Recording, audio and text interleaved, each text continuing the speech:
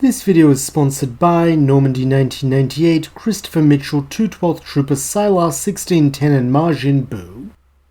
Reverting to his regular form, Metal stares up at the place Sage had just been, though he is not left to ponder her parting words for long. As having witnessed the clash of titans in the distance, Amy rushes to his side and questions if he's alright. After so many years of friendship, the android can see that she's not simply asking about his physical well-being, as the choice to use even an altered version of the Metal Commander's power must have been emotionally taxing for him, and grateful for her support, Metal admits that he is troubled by Sage's words and worried for Emerald and their other friends, though he is not so compromised that he cannot go on, so he will continue his mission to rescue everyone and uncover the source of the mysterious goings-on here. Giving him a knowing smile, Amy replies that she had a feeling he would say that, adding that for all the ways he's grown since they first met, one way in which he's never changed is his unwavering determination to see his goals through to the end. Tilting his head slightly at these words, Metal asks if she thinks this is a bad thing, though laughing fondly, the pink hedgehog replies that it's the opposite. It's really admirable, but lately it's been making her think about her own goals, since she hasn't had a true objective that was all her own since the battle on the final fortress. However, after a lot of thought, she thinks she's come up with something worth doing. She wants to help spread love and hope to the world, though it might mean being away from the people she loves like Sonic, like him and all their friends for a long time, and she's not sure she has the strength to do that. Looking her squarely in the eye so there can be no pretense between them, Metal assures her that she is among the strongest people he has ever known, especially when it comes to matters of the heart, so he has every confidence she can accomplish this mission of hers, and should she find herself struggling, she can count on his unwavering support, just as she stood by him when he was searching for his own function, and every time he faltered, so it's the least he can do. Smiling gratefully, Amy attempts to embrace her robotic friend, though unfortunately in her intangible state this isn't really possible. They're instead passing right through him, and in the process reminding them both of her, and presumably the other's present predicament. Recognizing there's no time to waste, Metal states that he should start heading for the next island, with Amy in turn urging him to go, while promising she can handle things on this island, and that she'll start by helping out some of the little rock people she saw in the ruins, since we're better to start spreading hope and love than here.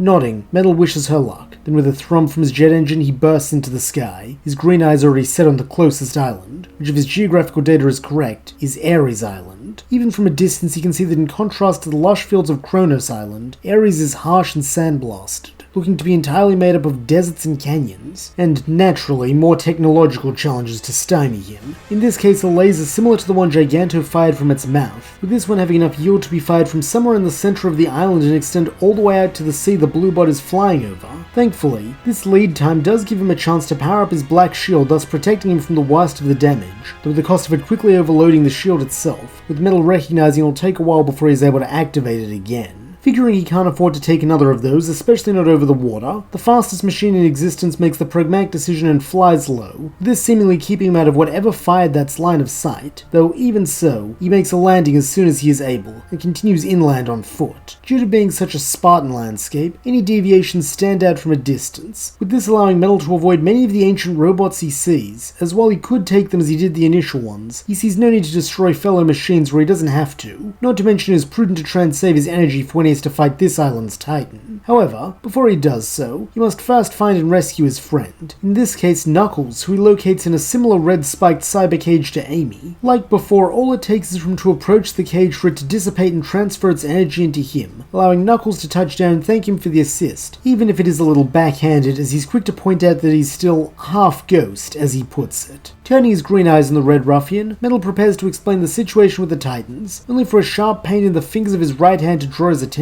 Looking down, he sees his hand briefly flash the same red as the cage, with this not being lost on Knuckles either, who asks if the blue bot is okay. Stoically, Metal replies that he's fine, though he will keep an eye on this phenomenon as he destroys the other cages and releases their friends, since this clearly has something to do with the strange energy of these islands. He then begins to question how the Echidna got here, since he was not with Sonic's group, nor was he present on Angel Island when he came to borrow the Master Emerald. Putting aside the fact the android took his emerald without permission as he recognizes it was for a good cause, Knuckles explains how he found a weird cavern near Sky Sanctuary that he'd never seen before, and when he investigated it brought him here, where he was jumped by a bunch of ancient looking androids. Naturally he kicked their butts, but then a girl with white hair and a red eye appeared out of nowhere and sicked a giant robot dragon on him, and when he woke up, he was in that cage, unable to see or hear anything. Looking pensive, Metal wonders aloud if Sage was the one who trapped him and all their friends, since it would not be surprising in the slightest if this was part of a scheme by the Doctor. Though before Knuckles can answer, the voice of Sage herself asserts that it was not. Turning to face her up in the sky where she is manifested, the Bluebot sees the shade of defiance, or perhaps pleading in her otherwise impassive expression, like she does not want her brother to think ill of her. Though remaining neutral, Metal questions who did then. Factually, Sage informs her brother and his echidna companion that those cages are a manifestation of cyberspace's corruption by the End, which imprisons those who lack the strength to break through the barrier between dimensions. Scowling as he cracks his knuckles, the Guardian of Angel Island demands to know if she just called him weak, though there's a third order issue to Metal, who states that this is not her first reference to the End, so he wants to know what it is and why she speaks of it with such resignation and despair. Sighing, Sage replies there would be no point explaining. All he needs to know is that it will come soon, and nothing can stop it, nor will anything in this world survive its return. The only chance of escape is to not be in this world when it arrives. That is why she implores her brother to stop recklessly destroying its cyber cages, since if he continues to accumulate cyber corruption, she may not be able to save him. Flatly, Metal retorts that in spite of all she's read about him, she clearly does not understand him at all, since he is not the sort to abandon his friends to save himself, just as each and every one of them has put themselves on the line for his sake. Likewise, he does not believe in predetermination, since he has done and witnessed enough impossible things that he knows even a single unexpected variable can change everything. So even if this end she speaks of seems unstoppable, he and his friends will fight, as they always have. Taking his place at Metal's side, Knuckles growls that's right, promising that he'll do whatever he can to protect the world, even if he's only half in it, while Sage surveys the pair curiously. Historical data indicates that her brother and the Echidna are often at odds, yet here they are, united by their faith in each other and their friends, even in the face of certain doom. Is it possible there is more to this situation than the data her simulations can analyze? While Sage wants to say no, and that the very idea is illogical, she cannot forget the way her brother defied her simulations once before, so perhaps another test is in order, to see if he truly can defy fate, or if his victory against Giganto was an aberration. Either way, to be certain, she will need something more challenging. At once, the skies above Aries Island darken, as an ominous rumble shakes the horizon, forcing Metal and Knuckles to search the skies, the latter with wide eyes and fists clenched, as he grunts that this is the Titan who defeated him. Looking in the direction Nux is pointing, Metal spots a massive serpentine form twisting its way through the clouds and occasionally surfacing at the bottom, like an inversion of a whale's breaching. There is an undeniable grace to the way it moves, with this briefly causing the blue bot to experience a pang, as he remembers racing Emerald through the air to Soliana. No matter, they'll do that again someday. They'll do it as many times as his son wants. But first, he has to destroy this Titan and set him free. Using this as the thought he turns into power, Metal bursts into his super form and flies upwards, showing no hesitancy as he rams a golden fist into Wyvern's silver jaw, then soars beneath it before it can snap back, only to grab hold of its tail and spin it round so that he can toss it into a nearby plateau. This is the power of Super Metal, with Sage having to concede that her brother was not lying about its formidable strength. However, this Titan is formidable as well, having been designed to defeat a cosmic entity, a fact it makes clear as it lets out an ear-splitting roar and lurches back into the sky, its undulating body sending shockwaves through the air. Wanting to maintain his advantage and end this battle as quickly as possible so he may proceed to the next island, Metal meets this head-on, attempting a ring spark field this time, though unfortunately, it seems his electrical attack has no effect on something so gargantuan. In retaliation, Wyvern swipes at him with its massive claws, but demonstrating why he is the fastest machine in existence, Metal effortlessly dodges, his speed leaving shimmering afterimages in his wake. Then, in a showing of how this trait can be used for offense as well as defense, he unleashes a flurry of blows, each punch connecting with the Titan's armored hide and sending ripples of force across its serpentine frame. However, just like Giganto, Wyvern is not limited to merely melee attacks, as seeing that it is at a disadvantage, it fires a series of glowing missile-like projectiles from its back that force Metal to retreat and bank sharply, twisting and weaving in order to avoid the onslaught. For the most part, he is able to evade these, though even a slight miscalculation in trajectory is all it takes for one of these projectiles to catch him on the back, and send him hurtling downwards while his systems blare a warning. His black shield is still recharging from the earlier laser strike, so he will not be able to activate his defense matrix for the duration of this fight. While that's not bad enough, Wyvern has decided to capitalize on this moment of weakness to thrust its tail down at him for a crushing blow that he can neither block nor evade.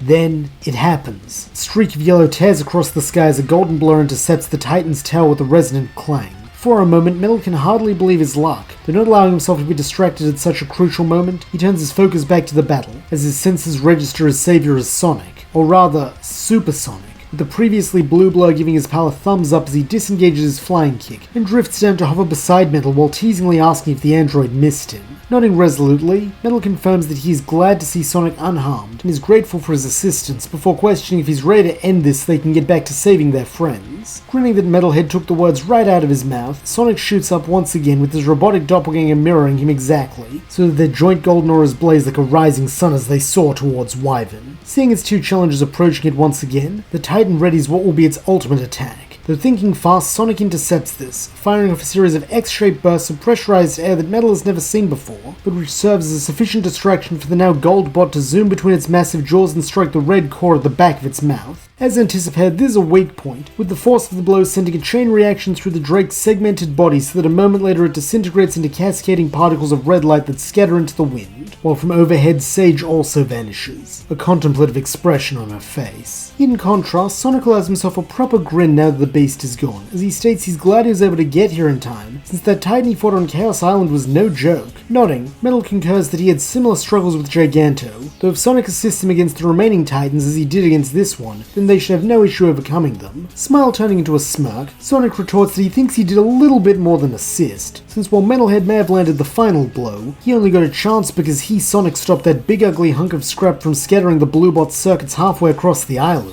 Feeling that old competitive streak rising in him at Sonic's words, Metal prepares to retort, though before he can, the voice of Tails interjects, suggesting they call this one a draw and give them shared credit, since they were both equally important in taking the Titan down. Finding this solution amenable as it means they are both responsible for the destruction of 1.5 Titans, Metal turns his attention to more pressing matters, such as inspecting Tails as he flies in. Unsurprisingly, he is in the same condition as Knuckles and Amy, with this also being what allows the android to recognize that Sonic is in his regular full-bodied form. Rounding on the Hedgehog, he begins to question how this is possible, along with how he managed to attain his super stay without the Chaos Emeralds. In regards to this latter question, the Bluebot hypothesizes this may be a result of harnessing the latent Chaos energy bathing the islands, though from the look on Sonic and Tails' faces he asks, this is not the case. For a moment, no one speaks, with there being none of the teasing joviality there was to Sonic's voice before as he states that he's really sorry, before reverting to his normal blue coloration and revealing the 7 Chaos Emeralds floating around him. Still in that remorseful tone, Sonic and Tails explain that they looked everywhere for Emerald on their island, though they couldn't find a trace of him, only the Chaos Emeralds in these strange ancient-looking containment devices. Remembering the structure on Giganto's head, Metal replies that he knows the ones, though his tone is so distant it sounds as though he is hardly paying attention, his mind already on the implications of what this might mean for his son. His life force and identity are all linked to the power of the Chaos Emeralds usually housed inside him, so if they have been removed, then he is either dead or in critical condition, which means Metal cannot afford to waste a single second getting to his side. However, it seems the mysterious voice that spoke to him earlier has other ideas, as it announces that his quest to tear down the walls between dimensions is almost complete, as now all that remains is to silence the 6 towers on Rhea Island. Figuring this must be where Emerald is considering he's not on any of the other islands, Metal takes off at top speed. While yelping for his copy to come back, Sonic transforms into Super again and gives chase. Not that it changes anything, as in this moment nothing would deter Metal from his course. Not his friends or Sage, the Titans or even the end itself, with this allowing him to maintain his lead on Sonic as the pair cut matching golden paths through the air towards the place where 6 spires are rising out of the ground. Truthfully though, Metal is barely paying them any more mind than he is Sonic, as his eyes are on the ground, scanning around for the malefic red orb that contains Emerald. Thankfully, with his bird's eye view and incredible speed, it does not take him long to locate it, so that a second later he is back in his regular form as he descends upon the cyber cage. Like the others, Emerald is afraid and confused, being unable to see or hear anything inside his prison, with the evident fear in his son's voice he calls for him wrenching at a part of Metal he cannot quantify in mechanical terms. In an instinctual attempt to soothe the Gizoid even if he cannot hear him, the Bluebot assures him that he's here, and that he'll get him out as soon as he can, though before he can reach out to repeat the process for a third time, a figure intercepts him and floats between the android and his son, Sage.